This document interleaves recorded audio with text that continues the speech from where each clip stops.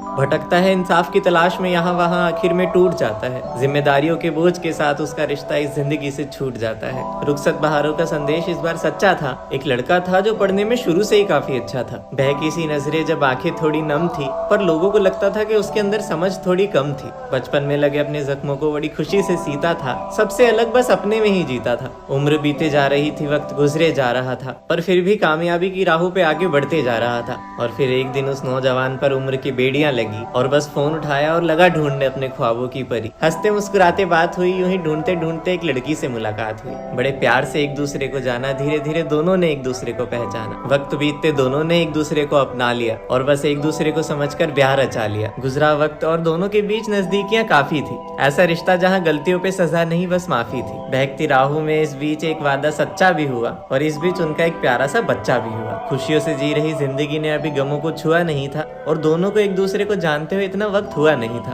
अपनी पत्नी को अपनी अर्धांगिनी समझता कि यही सच्चाई की मूर्त है। उसी पल एक आवाज आएगी, सुनो मेरे घर वालों को थोड़े पैसों की जरूरत है। सच्चाई पे पर्दा डालकर गमों के बिस्तर पे लेटा रहा, आंख बंद करके अपनी कमाई का एक एक सिक्का देता रहा और ऐसे करते करते करीब 15 से 20 लाख रुपए वो दे चुका था अपने ससुराल वालों को। वक्त बीता और मांग ज्यादा बढ़ने लगी। दिन पे दिन नई कामियां निकाल कर न जाने वो क्यों लड़ने लगी। बीते महीने में उसकी मांगे हर बार थी, पर इस बार उसकी मांगे कुछ ऐसी थी जो उसे नागवार थी। पर ठीक था, आखिर जिस्म की प्यास बुझाने वो बाहर थोड़ी न जाती। अब जो ख्वाहिशें थी वो अपने पति से थी, तो गैर मर्द को गले क्यों लगाती। और अगर बाहर जाती तो उसे धोखेबाज कह दिया जाता। उसने शादी की थी, उसकी भी कुछ तमन्नाएं थी। अच्छा होता दोनों साथ रह लेते, पर अगर वो अपने जिस्म की प्यास बुझाने बाहर जाती तो सब उसे धोखेबाज कह देते। उसकी कुछ ख्वाहिशें थी जिनकी मांग वो अपने पति से करती रही, पर इस बार सौदा दौलत का नहीं था, फिर भी वो लड़ती रही। लेकिन वक्त गुजरते जब दोनों को पता चला कि इस बीच कभी कोई मेल था ही नहीं और बस एक दिन उसने पूछ ही लिया अपनी पत्नी से कि तुझे मेरे साथ रहना है या नहीं। इस बीच अब और लड़ाइयाँ होने लगी।